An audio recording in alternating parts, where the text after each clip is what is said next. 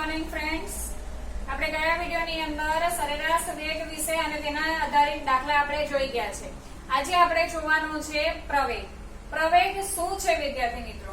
તો જ્યારે કોઈ વસ્તુ આપણે નિયમિત ગતિની વાત કરીએ તો નિયમિત ગતિની અંદર સમાન સમયગાળામાં એ સમાન ઝડપે અને સમાન અંતર કાપે છે, તો તે સમય દરમિયાન વેગના ફેરફારનો દર આપણને કેવો મળે છે? તો અચળ મળે છે. હવે વેગના ફેરફારનો દર એટલે કે શરૂઆત કરે છે ત્યારે પ્રારંભિક સમય દરમિયાન અને મુસાફરી પૂરી કરે છે ત્યારે અંતિમ સમય દરમિયાન પણ તેનો વેગ કેવો રહે છે? અચળ રહે છે. એટલે કે 1 સેકન્ડે આપણે જો એના વેગની ગણતરી કરીએ તો અચળ એક સરખી, 2 સેકન્ડે આપણે ગણતરી કરીએ તો એટલી, પછી કલાકે ગણતરી કરીએ તો એ પણ આપણને કેવી મળે છે? સરખી મળે છે. તો નિયમિત ગતિ દરમિયાન તેનો વેગ સમય સાથે કેવો રહે છે? અચળ રહે છે. એટલે કે આપણે કોઈ પણ કિસ્સામાં વેગના ફેરફારનો દર પણ કેવો રહેશે? શૂન્ય થવાનો, કારણ કે પ્રારંભિક પણ એટલું જ અને અંતિમ વેગ પણ એનો કેટલો? એટલો જ. તો અંતિમ માઇનસ પ્રારંભિક કરે તો આપણને વેગના ફેરફારનો દર શું મળવાનો છે? શૂન્ય. વેગના ફેરફારનો દર એટલે કે અંતિમ વેગ ઓછા પ્રારંભિક વેગ, તો એ આપણને શું મળે છે? વેગના ફેરફારનો દર. પણ આ તો શેની વાત થઈ? તો નિયમિત ગતિની. પણ જ્યારે વસ્તુ અનિયમિત રીતે ગતિ કરે છે, અનિયમિત ગતિ કરે એટલે કે એક સરખા સમયગાળામાં એનું એક સરખું અંતર કપાતું નથી. હવે એક સરખા સમયગાળામાં એક સરખું અંતર ન કપાય એટલે એનો વેગ પણ આપણને કેવો મળવાનો છે? અલગ અલગ મળશે. તો તેવા કિસ્સામાં આપણે કઈ રાશિને વ્યાખ્યાયિત કરવાની જરૂર પડે છે? તો પ્રવેગ. પ્રવેગ એટલે કે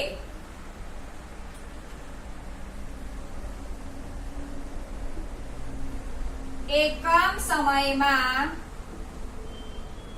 પદાર્થના વેગમાં થતા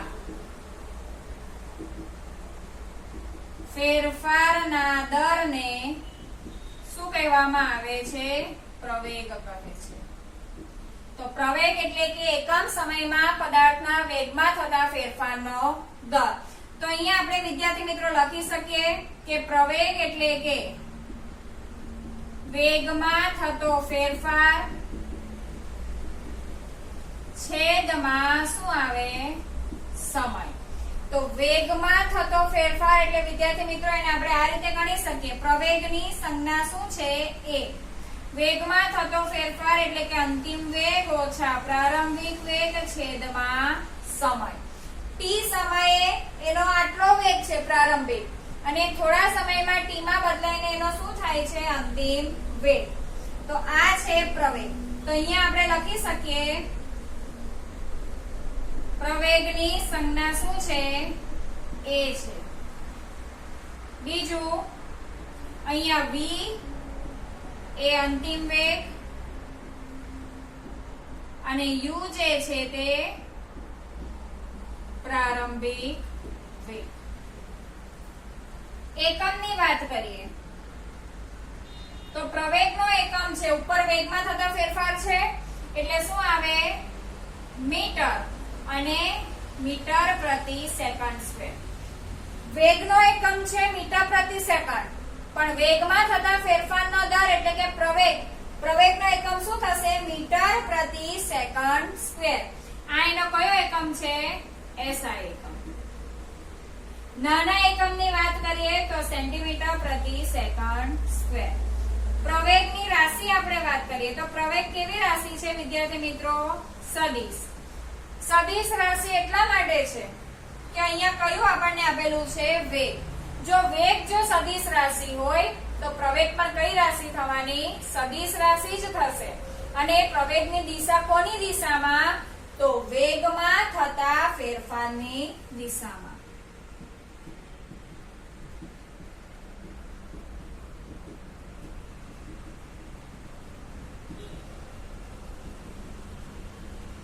ખ્યાલ આવે છે વિદ્યાર્થી મિત્રો? તો આ છે પ્રવેગ. પ્રવેગ એટલે કે વેગમાં થતો ફેરફાર છેદમાં સમય. વેગમાં થતો ફેરફાર આપણે શેના પરથી ગણી શકીએ છીએ? તો અંતિમ વેગ ઓછા પ્રારંભિક વેગ. હવે વિદ્યાર્થી મિત્રો આપણે આગળ જોઈએ કે જો કોઈ વસ્તુ સમાન સમયગાળામાં સમાન રીતે ગતિ કરતી હોય અથવા તો સમાન સમયગાળામાં તેનો વેગ સરખી રીતે ઘટતો જતો હોય અથવા તો સરખી રીતે વધતો જતો હોય તો એવી ગતિને શું કહેવામાં આવે છે? નિયમિત ગતિ. તે પહેલા આપણે જોઈએ કે સરેરાશ પ્રવેગ. તો જે રીતે આપણે સરેરાશ વેગ લઈયો છે તે જ રીતે આપણે શું ગણી શકીએ? સરેરાશ પ્રવેગ પણ ગણી શકીએ છીએ. હવે આ જે ગતિ કરે છે પ્રવેગની રીતે એટલે કે વેગમાં થતો ફેરફાર અને જ્યારે આપણે સમય ગણીએ છીએ ત્યારે આપણને એ ગતિને આપણે શું કહીએ છીએ? પ્રવેગી ગતિ. તો પ્રવેગી ગતિ વિદ્યાર્થી મિત્રો બે પ્રકારની છે. એક છે નિયમિત પ્રવેગી ગતિ અને બીજું છે અનિયમિત પ્રવેગી ગતિ. તો નિયમિત પ્રવેગી ગતિ ક્યારે આપણને મળે? તો જ્યારે સમાન સમયગાળામાં વેગમાં થતો ફેરફાર સમાન રીતે કાં તો વધતો જતો હોય કાં તો ઘટતો જતો હોય તો ત્યારે તે પદાર્થની ગતિને આપણે શું કહીએ છીએ? તો નિયમિત પ્રવેગી ગતિ. નિયમિત પ્રવેગી ગતિનું વિદ્યાર્થી મિત્રો આપણે એક ઉદાહરણ લઈએ.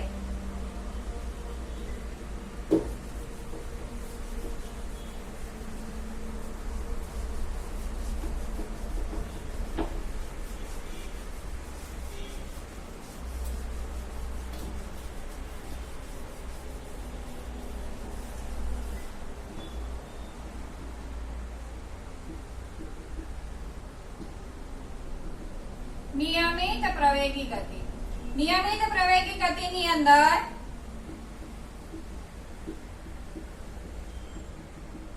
સમાન સમયગાળામાં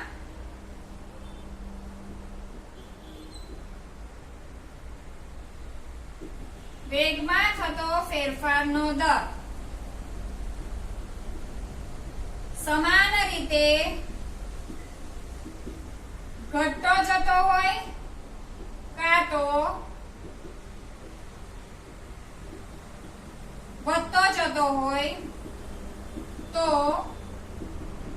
તે ગતિને શું કહેવામાં આવે છે? નિયમિત પ્રવેગી ગતિ. બરાબર. તો તે ગતિને શું કહેવામાં આવે છે? નિયમિત પ્રવેગી ગતિ. હવે વિદ્યાર્થી મિત્રો આ છે એક ટાવર. એ ટાવરની ટોચ પરથી આપણે એક દડાને મુક્ત પતન કરાવીએ છીએ. મુક્ત પતન એટલે કે દડાને આપણે ઉપરથી શું કરવાનો છે? છોડી દેવાનો છે. હવે આપણે જોઈએ તો અહીંયા પહેલા 0 સેકન્ડે એનો વેગ કેવો છે? 0. બરાબર. પછી અહીંયા આપણે 1 સેકન્ડ લઈએ તો અહીંયા થાય છે 9.8. 2 સેકન્ડ લઈએ તો અહીંયા થાય છે 19.6. ત્રીજી સેકન્ડે આપણે લઈએ છીએ તો 29.4. તો અહીંયા તમને સમય દર્શાવેલો છે અને અહીંયા દર્શાવેલો છે વેગ. નિયમિત પ્રવેગી ગતિ કોને કહેવાય? તો સમાન સમયગાળામાં વેગમાં થતો ફેરફારનો દર કાં તો સરખી રીતે વધતો જતો હોય કાં તો સરખી રીતે ઘટતો જતો હોય. અહીંયા આપણે લઈએ તો પહેલા 0 સેકન્ડે એનો વેગ કેટલો છે? 0. પછી 1 સેકન્ડે તો આનું ને આપણે આનું ગણીએ તો a1 બરાબર અહીંયા શું થવાનું? 1 - 0 ને ઉપર થશે 9.8 - 0. આપણને કેટલો મળે છે? 9.8 ના છેદમાં 1 એટલે કે 9.8 મીટર પ્રતિ સેકન્ડ સ્ક્વેર. સોરી, વેગ જ એટલે મીટર પ્રતિ સેકન્ડ. પછી આપણે લઈએ અહીંયા 2 થી 1 માં તો શું આવે? તો અહીંયા આવશે 2 - 1. અહીંયા 19.6 - 9.8. તમે જાતે કરો 19.6 ને 9.8 તો અહીંયા શું આવે? 16. અહીંયા 8. 8 ને 18. અહીંયા 0. તો 16 માંથી 8 જાય તો 8. 18 માંથી 9 જાય તો 9. કેટલા આવે? 9.8 ના છેદમાં 1 એટલે કે 9.8. આગળ જોઈએ 3. અહીંયા 2 માં જોઈએ 3 - 2 29.4 - 19.6.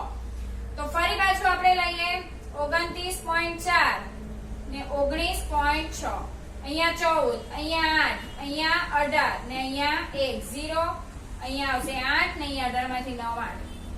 તો વિદ્યાર્થી મિત્રો આપણે જોઈ શકીએ છીએ અહીંયા કે દરેક સેકન્ડે એક સેકન્ડનો સમયગાળો છે, એની અંદર દરેક સેકન્ડે એનો વેગ કેવો રહે છે? 9.8 જેટલો શું થતો જાય છે? વધતો જાય છે. એટલે કે સમાન રીતે વધતો જાય છે. તો એ ગતિને આપણે શેના તરીકે ગણી શકીએ છીએ? નિયમિત પ્રવેગી ગતિ. ખ્યાલ આવે છે વિદ્યાર્થી મિત્રો? હવે આપણે જોઈએ અનિયમિત પ્રવેગી ગતિ. તો અનિયમિત પ્રવેગી ગતિની અંદર સમાન સમયગાળામાં વેગમાં થતો ફેરફારનો દર એક સરખો મળતો નથી. હવે અનિયમિત ગતિ કરે એટલે એનું મૂલ્ય શું થવાનું? બદલાવાનું. જેમ કે ભીડભાડવાળા રસ્તા પરથી પસાર થતા વાહનો, બીજું આપણે જોઈએ તો શહેરના પ્લેટફોર્મમાં દાખલ થતી વખતે કે ઉપડતી ટ્રેન, થોડા સમય એની ઝડપ શું થાય છે? કારણ કે જવાની હોય ત્યારે ધીમી રીતે આગળ વધે છે, પછી એની ઝડપ એકદમ વધી જાય છે. જ્યારે ટ્રેન ઊભી રહેવાની હોય છે તો એનો સમયગાળામાં એનું વેગ શું થતો જાય છે? ઘટતો જાય છે. તો આ રીતે એને કઈ ગતિ કહેવામાં આવે છે? અનિયમિત પ્રવેગી ગતિ. હવે વિદ્યાર્થી મિત્રો, પ્રવેગની જો આપણે વાત કરીએ, પ્રવેગ જો વેગની દિશામાં હોય તો એ પ્રવેગને આપણે કેવો લેવાનો છે? ધન. અને જો પ્રવેગ વેગની વિરુદ્ધ દિશામાં હોય તો પ્રવેગ આપણે કેવો લેવાનો છે? ઋણ.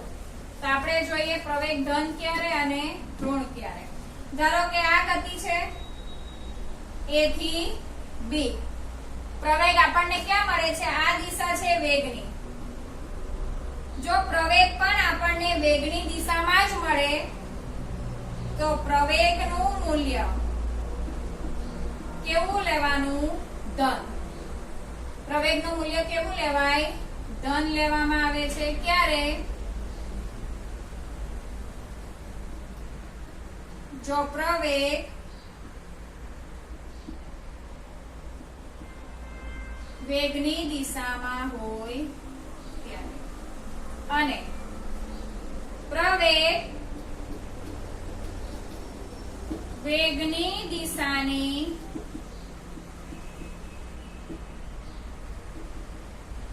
વિરુદ્ધ દિશામાં હોય ત્યારે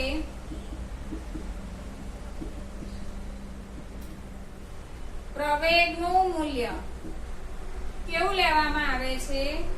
ઋણ લેવામાં આવે છે. આ વેગની દિશામાં છે, પણ જો પ્રવેગની દિશા વેગની દિશાની વિરુદ્ધ દિશામાં હોય ત્યારે પ્રવેગનું મૂલ્ય કેવું લેવાનું? ઋણ. આ વસ્તુ વિદ્યાર્થી મિત્રો ક્યારે કામ આવશે? તો જ્યારે આપણે દાખલા ગણીએ છીએ ત્યારે આપણને કામ આવશે. કારણ કે આપણે પ્રવેગનું મૂલ્ય જાતે નક્કી કરવાનું છે. જો પ્રવેગ વેગની દિશામાં હશે તો આપણે પ્રવેગનું મૂલ્ય ધન લેવાનું છે, અને જો પ્રવેગ વેગની ઋણ દિશામાં હશે તો આપણે પ્રવેગનું મૂલ્ય ક્યારે લેવાનું છે? એટલે કે પ્રવેગનું મૂલ્ય આપણે ઋણ લેવાનું છે.